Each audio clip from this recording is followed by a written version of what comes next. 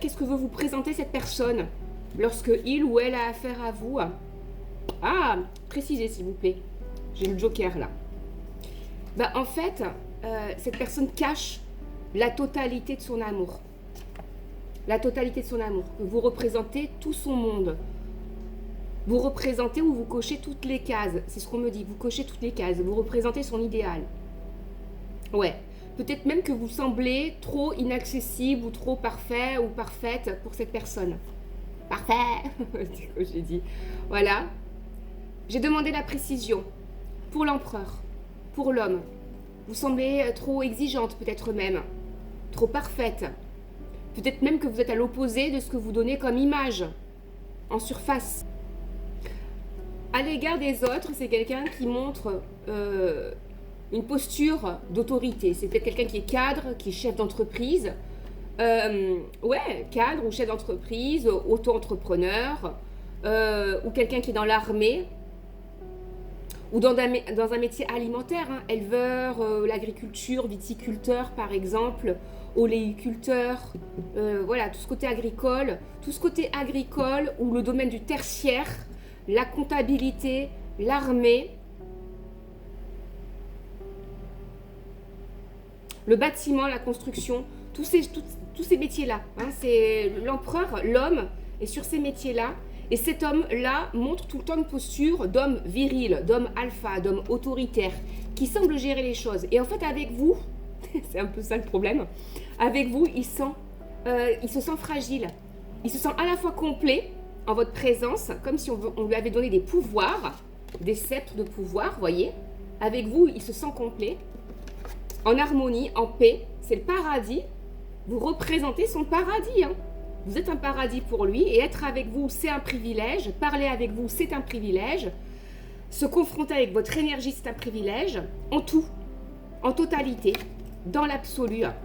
Et il est terrorisé par cette énergie que vous dégagez en fait, lorsque vous êtes ensemble. Ouais. Il n'arrive pas à canaliser ça, c'est ce qu'on me dit.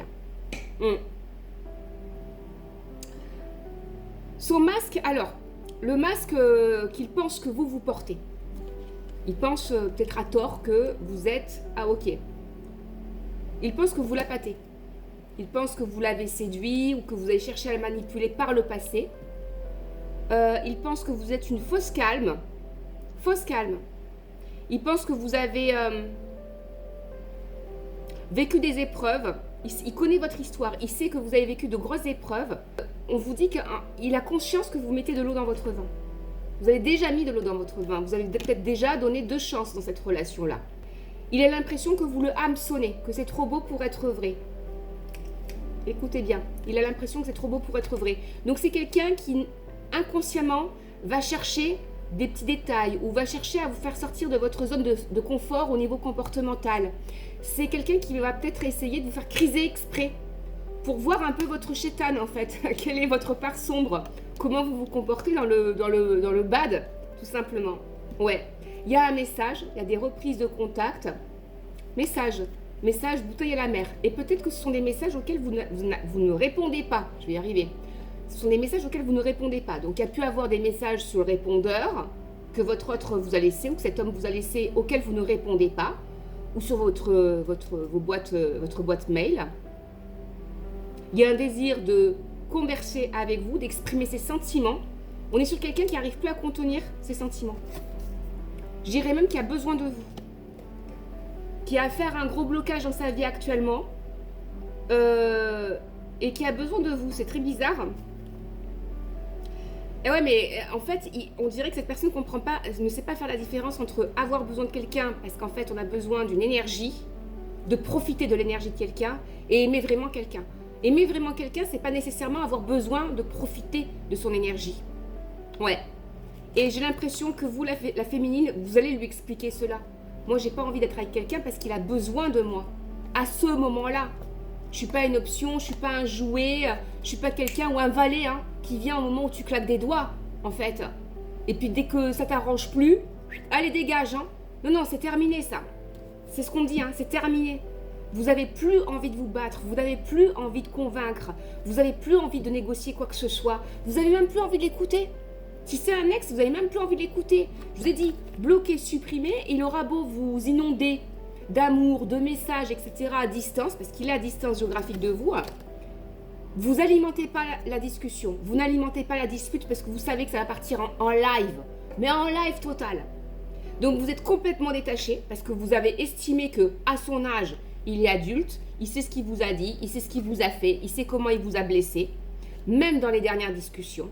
Il sait qu'il y a toujours un déséquilibre et vous, tant qu'il n'y a pas d'équilibre, vous prenez pas. Vous êtes complètement aligné avec votre spiritualité. Le mec, il est toujours imbu, infatué de son ego et il rêve. Hein. Il pense que vous allez encore revenir, rejouer la partie. Carte Joker, allez, je suis sûre qu'elle est encore folle de moi. En fait, il se trompe. Il se trompe. Ouais, parce qu'elle est sortie, cette femme-là, elle est sortie du conflit intérieur. Elle est plus tenue par son conflit intérieur. Le cœur, la raison, bah, le cœur, ça m'a fait faire que des conneries, en fait. Ça m'a mis dans un mauvais traitement. J'étais en mode loseuse hein, par amour pour lui. Eh ben, en fait, je vais écouter ma tête, parce que ma tête, ça va me faire gagner, en fait. Ma tête va me préserver. Et c'est ce qui s'est passé. Ouais. Vous avez plus envie de revenir dans cette relation-là. Il va vouloir chercher la réconciliation. Il va vouloir vous demander des excuses. Mais on vous dit, c'est encore un projet qui avorte. Il ne voudra pas aller sur ce que vous avez demandé ou exigé au départ, des changements de comportement. Ils y sont pas. Ils y sont pas. Même là, encore actuellement, c'est quelqu'un qui bronche pas, qui bouge pas. Qui reste chez lui. Ouais. Qui vous désire. C'est plutôt ça, je dirais. C'est quelqu'un qui aime votre énergie, qui aime votre beauté, qui aime ce que vous lui donnez, qui aime la façon dont vous le valorisez, peut-être même à distance. Voilà. Parce que vous êtes belle, vous attirez. Vous êtes une femme qui attire, hein, qui provoque du désir sans le vouloir. Vous avez une énergie un peu comme ça, une aura un peu animale. Il y a des sentiments, je dirais même pas des sentiments, des sensations intenses avec vous. Et il a confondu sensation et sentiment. Le mec, en fait, il est à fond sur vous parce que la réalité, c'est qu'avec une autre, à ce niveau-là, au niveau sensuel, il n'arrive pas à retrouver de la complicité. Vous l'avez bloqué, supprimé. Pour vous, c'est mort. Il est mort. Du moment où il vous a trompé, du moment où il a laissé trop de temps défiler entre vous, du moment où il n'a pas agi, ouais, pour vous, c'est mort. C'est terminé. Vous n'écoutez plus vos sentiments, vous n'écoutez plus l'argumentation, ni votre aveuglement intérieur. Il n'y a pas de victime. Tu m'aurais voulu, tu aurais bougé ton cul. Il n'y a pas de victime, ça n'existe pas. J'adore cette mentalité, c'est la mienne, ça.